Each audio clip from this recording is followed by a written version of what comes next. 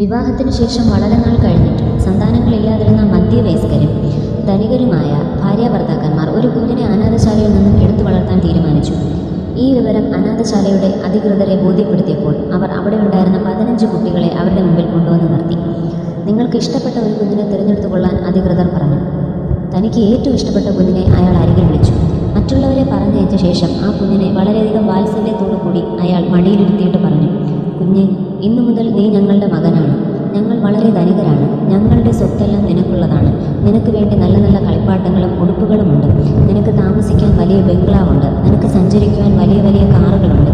നിനക്ക് ഭക്ഷിക്കുവാൻ വളരെ രുചികരവും മാധുര്യമുള്ളതുമായ പലഹാരങ്ങളുമുണ്ട്. ഇത്രയുമൊക്കെ പറഞ്ഞിട്ടും ആ കുഞ്ഞ് ഒരക്ഷരവും മിണ്ടാതിരുന്നു. സ്നേഹസമ്പന്നമായ വാക്കുകൾ കൊണ്ട് അവർ ആ കുഞ്ഞിനെ സന്തോഷിപ്പിക്കാൻ നോക്കി. അപ്പോഴും ഒന്നും മിണ്ടാതെ ആ കുഞ്ഞ് വിഷാദഭാവത്തിലിരുന്നു. മകനെ, നീ എന്താണ് ഒന്നും മിണ്ടാതിരിക്കുന്നത് എന്ന് അയാൾ ചോദിച്ചു. കുറച്ചു കഴിഞ്ഞ് ആ കുട്ടി അവരുടെ മുഖത്ത് നോക്കി ഗദ്ഗദത്തോടെ ഇപ്രകാരം ചോദിച്ചു, നിങ്ങൾ ഇപ്രകാരമൊക്കെ എന്നോട് പെരുമാറുകയും ഇതെല്ലാം എനിക്ക് തരികയും ചെയ്തതിന് പകരമായി നിങ്ങൾ എന്താണ് എന്നോട് ആവശ്യപ്പെടുന്നത്? ഇത്രയും കേട്ടുനിന്ന അവരുടെ കണ്ണുകൾ ഈറനണിഞ്ഞു. അവർ ആ കുഞ്ഞിനെ വാരി പുണർന്നുകൊണ്ട് പറഞ്ഞു, വേറെ ഒന്നും വേണ്ട മകനെ, നിന്റെ സ്നേഹം മാത്രമാണ് ഞങ്ങൾക്ക് ആവശ്യം. നിന്റെ സ്നേഹം മാത്രം.